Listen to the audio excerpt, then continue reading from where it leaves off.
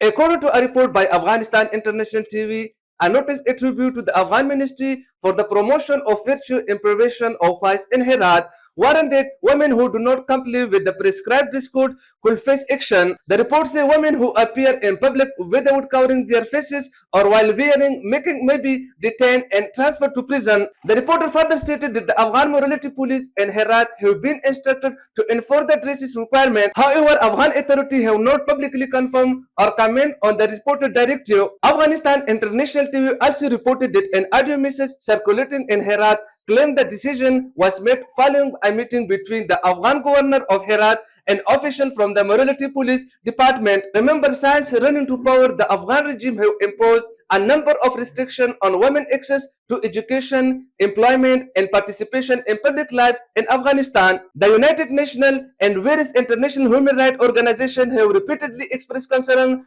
over these measures.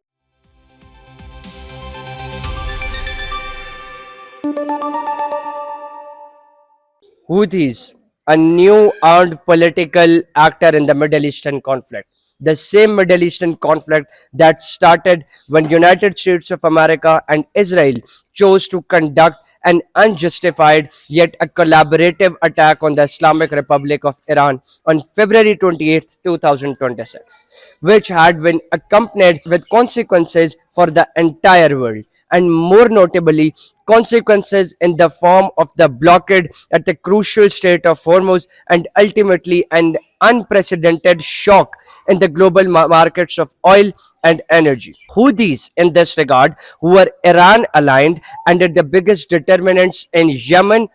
or the biggest leaders in the Yemen, have given their explicit narrative in this Middle Eastern conflict, where they have said that from now onwards, any kind of violation in this tentative or provisional ceasefire between United States of America and Iran would actually bond the consequences far more greater for United States of America and Israel than they had imagined, because the Houthis of Yemen, who were again Iran aligned, had threatened the United States of America and more notably the Israeli authorities in this regard, that any kind of vessel or shipment that has any kind of affiliation with Israel would be blockaded or would be confiscated if it would pass through or if it would utilize the passageway of the Red Sea, that is at the Strait of Bab al Mandab. Keeping in view the fact that Houthis of Yemen have explicitly threatened all kind of shipments that are affiliated with Israeli authorities, there are few main facts that needs to be assimilated in this current situation or scenario of the Middle East. Number one, due to the blockade at the crucial Strait of Hormuz, more than 70% of Saudi Arabian crude was redirected through an alternative route, and that alternative route or terminal was situated in the Red Sea and was called Yanbu. Houthis of Yemen have a wider definition of the vessels that are related or affiliated to Israel. How? There had been a precedent in 2023 and 2025 when, in sympathy with Palestinians, the Houthis of Yemen had initiated a crackdown against the vessels that were related to Israel. But there was no proper identification method, because not only did they blockade the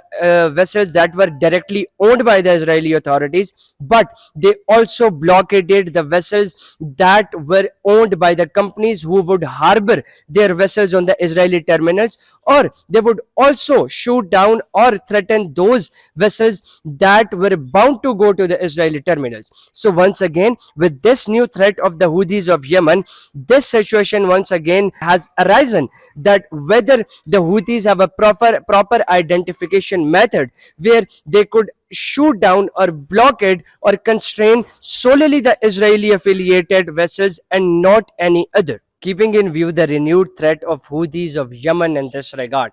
the insurance cost of the vessels and shipments that would pass through the Red Sea would also change inconveniently. How? Because till recent Monday, the insurance cost of the shipment or vessels that passed through the Red Sea was just 0.3% of the value of the ship. But now, with this new threat and development in the Middle Eastern conflict that could be ever changing, that too inconveniently, drastically, and disastrously, more importantly, as far as the global markets of oil and energy is concerned. But all of these remains possibilities if there is no violation of the ceasefire, the provisional ceasefire between United States of America and Iran, if there is no incursion from the Israeli authorities for other Islamic countries, and more importantly, in this case, Islamic Republic of Iran, there would be no such consequences for the global markets of oil and energy. Thank you.